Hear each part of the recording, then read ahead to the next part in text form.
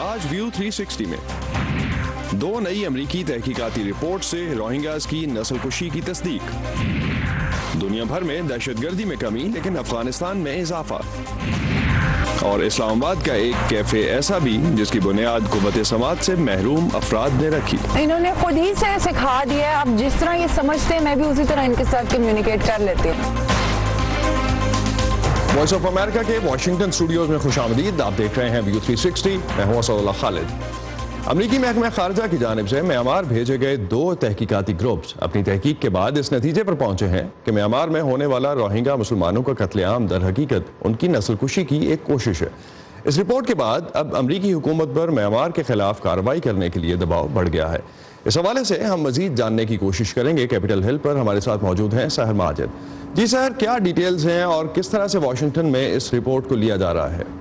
G Asad, U S department of state کے تعاون سے public international law and policy group نے بنگلہ دیش جا کر روہنگیا مسلمانوں سے ملاقات کی. اس گروپ کے اراکین کا کہنا ہے کہ انہوں نے افغانستان، سوڈان اور روانڈا میں بہت بھیانک مظالم دیکھے ہیں، لیکن روہنگیا مسلمانوں پر ہونے والے مظالم کے بارے میں جان کر وہ حیران رہ گئے. مزید تفصیلات کے لیے دیکھتے ہیں یہ رپورٹ. روہنگیا مسلمانوں پر اگست 2017 میں ہونے والے ملٹری کریک ڈاؤن کے باعث 7 لاکھ سے زائد روہنگیا مسلمانوں کو رخائن میں اپنے گھر چھوڑ کر بنگلہ دیش میں پناہ لینی پڑی. U S department of state نے public international law and policy group یا PILPG کی ٹیم کو ان پناہ گزینوں کے پاس بھیجا. ان سینکڑوں پناہ گزینوں کے انٹرویو کرنے کے بعد PILPG اور US ہولوکاسٹ میوزیم نے رپورٹس جاری کی ہیں جن کے مطابق میانمار نے روہنگیا مسلمانوں کی نسل کشی کے ارادے سے ان پر مظالم کیے. ہمارے قانونی تجزیے سے یہ ثابت ہوا ہے کہ روہنگیا پر ہونے والے ظلم انسانیت کی خلاف ورزی ہے اور ان کی نسل کشی کی کوشش ہے. روہنگیا پر ظلم کرنے والوں کو بین الاقوامی سطح پر سزا ملنی چاہیے. ماہرین جنہوں نے ان پناہ گزینوں کے انٹرویو کیے ہیں ان کے مطابق وہ وہاں ہونے والے مظالم کے بارے میں سن کر دنگ رہ گئے. روہنگا پر ہونے والے ظلم صرف ان کو مارنے یا جسمانی نقصان پہنچانے کے لیے نہیں بلکہ ان کی تذلیل اور انہیں خوفزدہ کر دینے کے لیے کیے گئے. میانمار کی حکومت ان الزامات کو ماننے سے انکار کرتی ہے. ان کا کہنا ہے کہ ان کی فوج کا کریک ڈاؤن دراصل رخائن سے دہشت گردوں کے خاتمے کی ایک کوشش تھی. ٹرمپ انتظامیہ نے میانمار پر روہنگیا کی نسل کشی کا الزام رکھتے ہوئے وہاں کے کچھ حکام پر پابندیاں ضرور لگائی ہیں لیکن وہاں ہونے والے مظالم کو نسل کشی کا نام نہیں دیا. پیر کے روز بنگلہ دیش کے لیے امریکی سفیر ارن ملر نے پہلی بار کاکس بازار کا دورہ کیا. امریکہ دوسری بین الاقوامی امدادی تنظیموں کے ساتھ مل کر جو کچھ بھی کر رہا ہے وہ صرف روہنگیا کے لیے نہیں ہے بلکہ کاکس بازار میں موجود سب انسانوں کے لیے ہے. اور ہم بنگلہ دیش کی میزبان کمیونٹیز کو برابر سے امداد فراہم کر رہے ہیں کیونکہ ہم سب ایک ہی تو ہیں. کیا ہم نہیں ہیں؟ توقع ہے کہ امریکی ایوان نمائندگان اگلے ہفتے روہنگیا پر ہونے والے ظلم کو نسل کشی قرار دینے کی ایک قرارداد کی منظوری دے گا. سنڈی سین کے ساتھ Sahar Majid, voice of America, Washington. یاد رہے کہ پچھلے سال صدر ٹرمپ نے عراق اور شام میں کرسچنز پر داعش کے ہاتھوں ہونے والے مظالم کو نسل کشی کا نام دیا تھا. یہ بات اب تک واضح نہیں ہوئی ہے کہ روہنگیا مسلمانوں کے بارے میں ان کا ایسا کوئی بیان اب تک سامنے کیوں نہیں آیا ہے. جی اسد. تھینک یو سحر. دنیا بھر میں دہشت گردی اور اس کے اثرات سے متعلق تحقیق کرنے والے ادارے institute for economics and peace نے اپنی گلوبل انڈیکس رپورٹ میں پاکستان کو ان 10 ممالک میں شامل کیا ہے جہاں دہشت گردی میں گزشتہ سال سب سے زیادہ کمی واقع ہوئی. رپورٹ کے مطابق اگرچہ کئی ممالک میں دہشت گردی اب بھی بہت بڑا مسئلہ ہے لیکن دنیا بھر میں دہشت گردی سے ہونے والی اموات میں 27% تک کمی ہوئی ہے. 97 ممالک میں دہشت گردی سے متعلق صورتحال پہلے سے بہتر ہوئی جبکہ 46 میں مزید خراب. عراق اور شام میں صورتحال میں سب سے زیادہ بہتری ریکارڈ کی گئی. دہشت گردی کے ہاتھوں سب سے زیادہ اموات افغانستان میں ہوئیں اور اب اس حوالے سے افغانستان عراق کے مقابلے میں پہلے نمبر پر ہے. گلوبل ٹیررزم انڈیکس اس وقت شائع ہوئی ہے جب افغانستان میں امن کی کوششوں میں خاصی تیزی آ رہی ہے. امریکہ کے افغان مفاہمت کے لیے خصوصی نمائندے اس وقت خطے کے دورے پر ہیں جبکہ پاکستانی رہنماؤں سے ان کی ملاقات کی اطلاعات بھی سامنے ہیں. اس کے ساتھ ساتھ طالبان قیادت سے بھی انہوں نے ملاقاتیں کی ہیں. پاکستان کے وزیر اعظم عمران خان نے وفاقی کابینہ کے اجلاس میں افغانستان میں قیام امن اور خطے میں استحکام کے لیے سیاسی کوششوں میں پاکستان کی جانب سے مثبت کردار جاری رکھنے کے عزم کا اظہار کیا ہے. ان کا کہنا ہے کہ پاکستان امریکہ کی جانب سے جو درخواست کی گئی ہے اس کے بعد اور اب جو پاکستان کے کردار کو سراہا گیا ہے اس کے بعد اس امن میں شامل رہے گا۔ عمران خان کے مطابق امریکہ کے خصوصی نمائندے زلمے خلیلزاد کے ساتھ ان کی ملاقات تعمیری تھی، جس میں انہوں نے پاکستان سے افغانستان میں امن اور مصالحتی عمل کو آگے بڑھانے کے لیے تعاون کرنے کا کہا ہے۔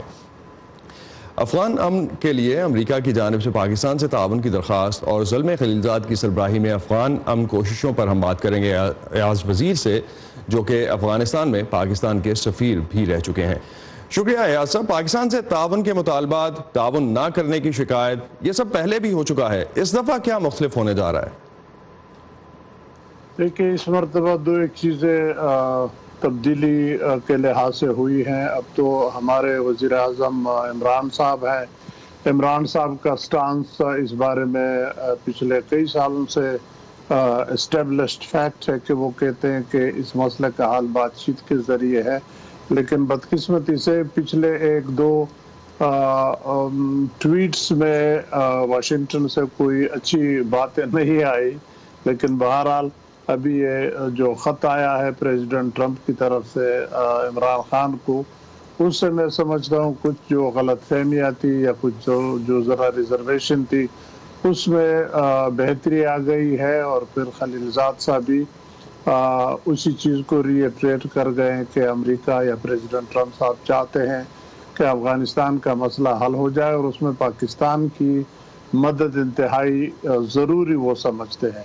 پہلے تو یہی کہا جا رہا تھا کہ پاکستان اس میں کنٹریبیوٹ نہیں کرتا ہے، بلکہ وہ کہتے تھے کہ پاکستان بس ڈو مور کر لے اور چیز یعنی طالبان کے خلاف ایکشن لے لے، اور بات چیت کے اوپر ایمفیسس نہیں ہو رہی تھی۔ اب بات چیت کی طرف آ گئے اور اس میں پاکستان کی رول کو وہ سمجھ گئے ہیں، تو ظاہر بات ہے پاکستان تو عرصہ دراز سے کہہ رہا ہے کہ ہم افغانستان میں امن چاہتے ہیں، بات چیت کے ذریعے امن لائیں گے، تو اس سلسلے میں میں سمجھتا ہوں یہ ایک اہم پیش رفت تھی۔ جی ایاز صاحب، ایک چیز اگر ہم نے حامد کرزائی کی بھی ایک سٹیٹمنٹ دیکھی جس میں کہا گیا کہ روس اور چین کو اگر اس پورے پروسیس میں شامل نہیں کیا جاتا تو کوئی لانگ ٹرم سولوشن نہیں نکل سکتا۔ آپ کو کیا لگتا ہے، کیا ایسا رول ہے جو چین اور روس پلے کر سکتے ہیں جو پاکستان نہیں کر سکتا؟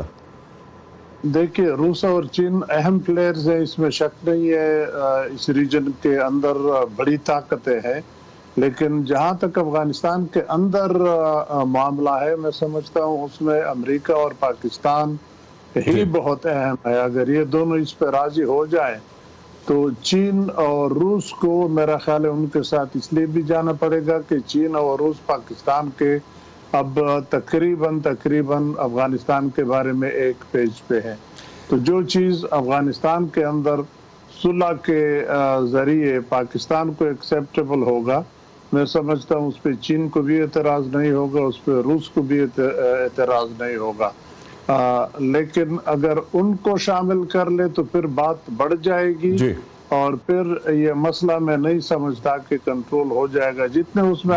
بہت شکریہ ایاز وزیر آپ کا۔ ایاز وزیر ہمارے ساتھ تھے، former ambassador to Afghanistan, Pakistan کے لیے۔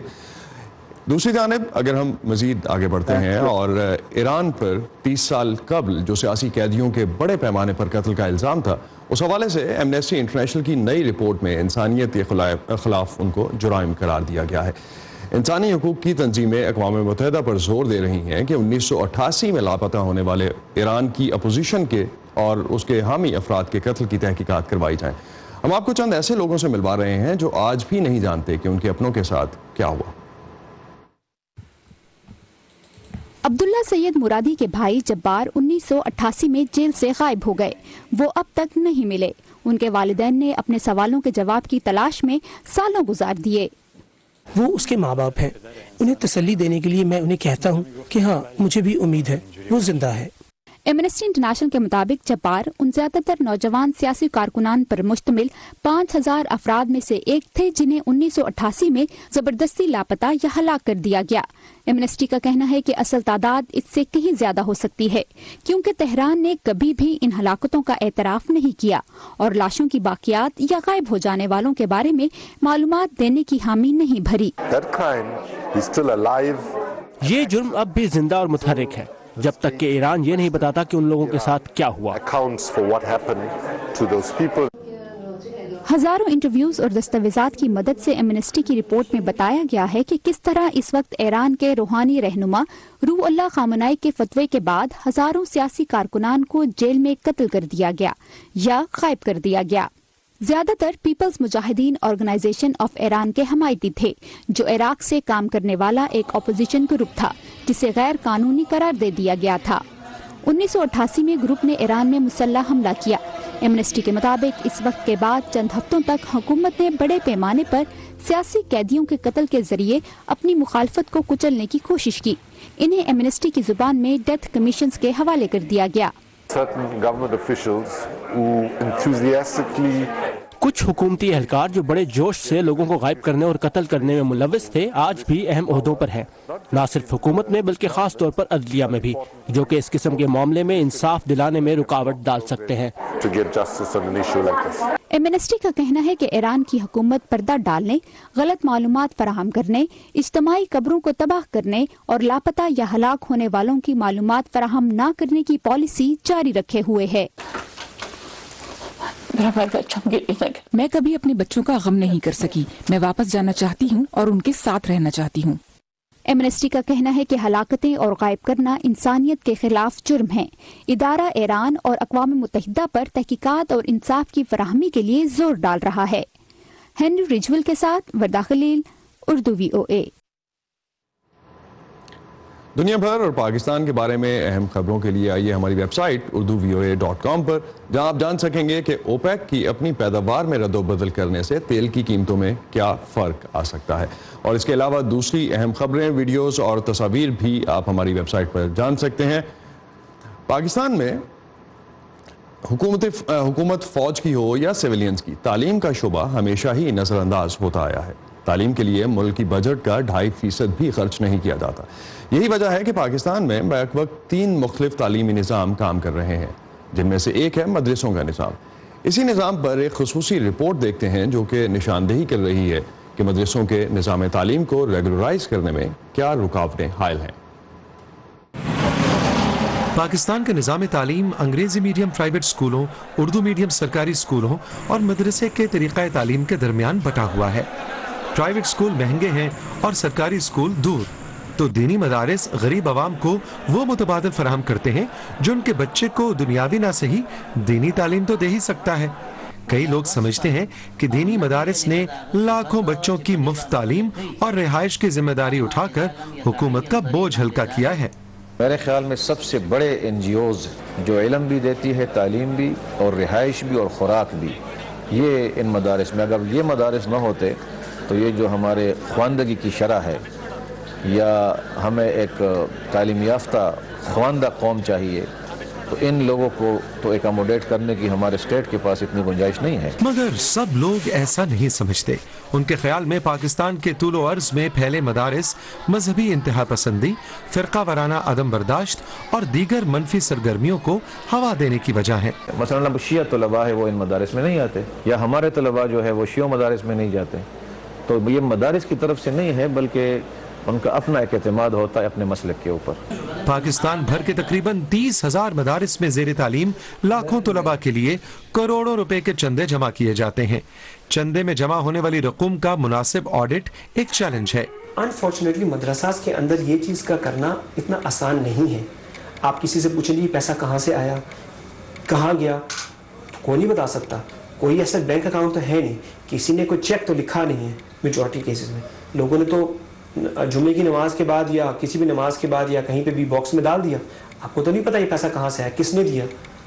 اور یہ جو ہے یہ سب سے بڑا چیلنج ہے ہمارے لیے، specially regarding with the audit. ایک طرف تو حکومت بھی یہ ڈیمانڈ کرتی ہے، لوگ بھی چاہتے ہیں کہ آڈٹ ہو اور پراپر اکاؤنٹس ہو، لیکن آپ کو یہ سن کر یقیناً تعجب ہوگا کہ حکومت نے مدرسے کے نام سے بینکوں میں اکاؤنٹ کھولنے پر پابندی لگائی ہے۔ ایک غریب خاندان کے لیے بچے کی مفت تعلیم، مفت رہائش اور عالم دین بننے کا خواب خاصا پرکشش ہوتا ہے۔ यही वजह है कि दूर दराज इलाकों के लाखों बच्चे इन मदारिस का रुख करते हैं। डॉक्टर अताउर रहमान का कहना है कि पिछले कुछ अरसे में खाते पीते घरानों के बच्चे भी मदारिस का रुख कर रहे हैं और आला मयार के मदरसे भी वजूद में आ रहे हैं। पाकिस्तान में पिछले कुछ अरसे के दौरान हर हुकूमत मदारिस के निज़ाम में इस्लाहात की ख्वाहिश का इजहार करती रही है, लेकिन ये ख्वाहिश अमली शक्ल इख्तियार नहीं कर सकी। इसकी वजह मदारिस और हुकूमतों के दरमियान अदम एतमाद को करार दिया जाता है। 2010 में हमारा एक बाकायदा साइन शुदा मुआहिदा है, एग्रीमेंट है, साइंड एग्रीमेंट है। उस पे उस वक्त के रहमान मलिक ने, अब्दुर्रहमान मलिक साहब जो वजीर दाखिला थे, उसके साइन है और हमारे 5 जिम्मेदारान के साइन है, मेरा भी साइन है उसमें। उनसे पूछे कि ये हकीकत है कि 2010 में आपका एग्रीमेंट हुआ था, तो वो तो डिनाई नहीं कर सकते।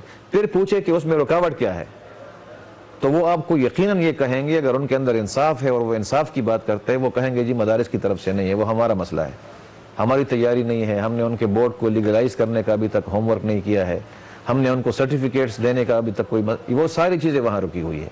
लेकिन इस बदएतमादी और नाकामी के नताइज इन बच्चों को भुगतने पड़ रहे हैं जो मदारिस में ज़ेर तालीम है। आखिर हुकूमतों के लिए मदारिस को कानूनी दायरे में लाने और उन्हें तालीम के वसीतर निज़ाम का हिस्सा बनाने में क्या रुकावटें दरपेश हैं, ये जानने की कोशिश की हमने इस्लामी नज़रियाती काउंसिल के सरबराह डॉक्टर किबला अयाज से। जो पॉलिसी साज हैं और जो हमारी सरकारी पॉलिसियां बनाते हैं, उनमें कोई ऐसा बंदा या कोई लोग ऐसे नहीं है जो मदरसे को समझें। ज़रूरत इस बात की है कि हम मदरसे की तारीख़ को समझें, मदरसे के मौजूदा निज़ाम को समझें, मदरसे के किस तरीके से मदरसे को ज़्यादा हम मजबूत बना सकते हैं और उनको माशरती खिदमात जो हैं उनसे हम इस्तिफ़ादा कर सकते हैं। तो ये समझना बहुत ज़रूरी है। जब हम इसकी बेहतर तफ़हीम कर लें तो यकीनन हम बेहतर पॉलिसियाँ भी बनाने की पोजीशन में हो जाएंगे। वज़ीर आज़म साहब ने तो ख्वाहिश ज़ाहिर की है कि हम दोनों जो स्ट्रीम्स हैं तालीम की, इनको यकजा कर लें और एक नया मनहज दे दें, लेकिन अभी तक इस सिलसिले में टास्क फोर्स की तजवीज़ थी, अभी तक टास्क फोर्स भी तश्कील नहीं पाई। तो अगर टास्क फोर्स बन जाए और इस पे काम हो तो यकीनन मुझे उम्मीद है कि एक बेहतर मनहज सामने आ जाएगा। डॉक्टर किबला अयाज के मुताबिक अगर मदारिस पर बैंक अकाउंट्स खोलने की जो पाबंदी लगाई गई थी उसको हटा दिया जाए तो उससे भी इनको रेगुलराइज करने में काफ़ी आसानी हो सकती है। चीन ने अमेरिका और कनाडा से मुतालबा किया है कि वो कनाडा में एक चीनी टेक एग्जीक्यूटिव की गिरफ्तारी की वजह जाहिर करें। इससे पहले चीन की टेक कंपनी हुआवे के बानी की बेटी और कंपनी की चीफ फाइनेंशियल ऑफिसर को वैंकूवर में गिरफ्तार किया गया था। इतलात के मुताबिक ये गिरफ्तारी अमेरिका की दरख्वास्त पर की गई है। गिरफ्तारी की ऑफिशियल वजह मालूम नहीं हो सकी, लेकिन कहा जा रहा है कि मेंग वेंजू को अमेरिकी तजारती पाबंदियों की खिलाफ वर्जी पर गिरफ्तार किया गया है। हुआवे स्मार्टफोन बनाने वाली दूसरी बड़ी कंपनी है। खदशा है कि इस गिरफ्तारी से अमेरिका और चीन के दरमियान तजारती जंग में इजाफा होगा। चाहे चीन से बैनुल-अक़वामी तजारती तनाज़ा हो या अमेरिका के अंदर मुआशी पॉलिसीज़, सदर ट्रंप इन सब की तवज्जो अपने अमेरिका फर्स्ट के एजेंडे को सामने रखते हुए करार देते हैं। उधर अमेरिका की नामवर कंपनी जनरल मोटर्स ने अमेरिका में 4 और कनाडा में अपना एक प्लांट बंद करने का ऐलान किया है, जिससे तकरीबन 14,000 अफराद का रोजगार चला जाएगा। वॉइस ऑफ अमेरिका ने एक ऐसे प्लांट का दौरा किया जिसके बंद हो जाने से शायद सारा शहर ही उजड़ जाए। 1600 मुलाजमीन अपनी नौकरियों से हाथ धोने वाले हैं। रियासत ओहायो के लॉर्ड्सटाउन कस्बे में तकरीबन 60 लाख मुरब्बा फुट पर फैली ये ऑटो फैक्ट्री एक अरसे से मुलाजमीन को अमरीकी सनत में तब्दीली के तल्ख हक़ाइक़ से दूर रखे हुए थी। यहाँ ये सबसे बड़ा प्लांट है जिसकी वजह से ये शहर बसा हुआ है। हमारी स्टील मिल्स और फैक्ट्रियाँ खत्म हो गई। पैकर्ड और जनरल इलेक्ट्रिक भी बंद हो गई। क्राइसलर बंद हो गई। जीएम की वजह से अब लगता है कि ये शहर ही खाली हो जाएगा। गुज़श्ता बरस सदर ट्रंप की जानिब से इसरार के बावजूद कि लोग यहाँ से ना जाए, जनरल मोटर्स के मुलाजमीन के लिए $30-40 फी घंटा उजरत भी अब माजी का किस्सा बनकर रह जाएगी। Don't sell your house. Don't sell your house. اس فیکٹری میں درمیانے سائز کی کار شیوی کروز بنائی جا رہی تھی. ملازمین کی یونین کے عہدیداروں کا کہنا تھا کہ انہیں پہلے سے ہی معلوم تھا کہ اس گاڑی کی فروخت آسان نہیں ہوگی. صدر ٹرمپ بھی کمپنی کے اس فیصلے پر تنقید کر چکے ہیں. وہ کہہ رہے ہیں کہ شیوی کروز مقبول نہیں ہو رہی، تو میں کہتا ہوں پھر ایسی گاڑی بنائیں جو خوب فروخت ہو. 18 سال سے فیکٹری میں کام کرنے والی ریبیکا زیک کہتی ہیں کہ اس میں صدر کا کوئی قصور نہیں، یہ تو کمپنی کا فیصلہ ہے. ہم لوگ اس گاڑی کو بنا رہے ہیں. کمپنی اگر اس حال کو پہنچی ہے تو یہ ہماری وجہ سے ہے. ہم ملازم تکلیف اٹھا رہے ہیں، نہ کہ کارپوریٹ امریکہ.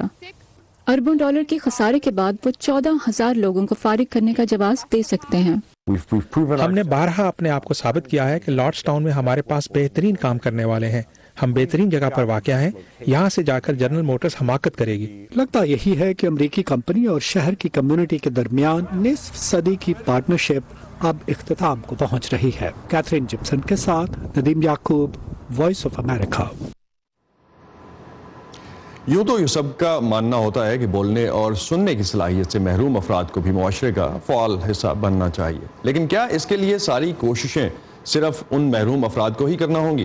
اسلام آباد کے ایک کیفے میں جس کی بنیاد قوت سماعت سے محروم افراد نے رکھی، وہاں سب کچھ ملتا ہے سائن لینگویج میں، تاکہ عام لوگ بھی وہ زبان استعمال کرنے کی کوشش کریں جو یہ اسپیشل افراد بولتے ہیں اور سمجھتے ہیں. مزید جانتے ہیں حسن ناصر سے. ابے کھاؤ برگر، فرائز یا پھر چاکلیٹ براؤنیز، جو دل چاہے کھاؤ، مگر پہلے آرڈر سائن لینگویج میں کرنا ہوگا. کچھ انہوں نے مجھے سکھایا ہے کیونکہ میں تو بہت دفعہ آتی جاتی رہتی ہوں یہاں پہ. تو جب میں آئی ہوں اوبیسلی بچے کبھی کچھ نہیں ڈلوانا، کبھی کچھ زیادہ ڈلوانا ہے، ایکسٹرا چیزیں. تو کمیونیکیٹ پہلے تو سوچتی تھی کہ کس طرح کمیونیکیٹ کروں، لیکن یہ کہ ایونچولی پھر انہوں نے خود ہی سے سکھا دیا ہے. اب جس طرح یہ سمجھتے ہیں میں بھی اسی طرح ان کے ساتھ کمیونیکیٹ کر لیتی ہوں. ریستوران کے در و دیوار پر سائن آویزہ ہیں جو ہر آنے والے کو کچھ نہ کچھ اشاروں میں بولنا سکھا دیتے ہیں. کیفے کو چلانے والے فیضان، ان کے 2 بھائی اور والدین بھی سماعت سے محروم ہیں. فیضان کہتے ہیں کہ ان کے گھر والوں نے کبھی اس کمی کو مجبوری نہیں بنایا اور اسی ہمت نے انہیں حوصلہ دیا کہ وہ سماعت سے محروم کمیونٹی کے لیے کچھ کریں.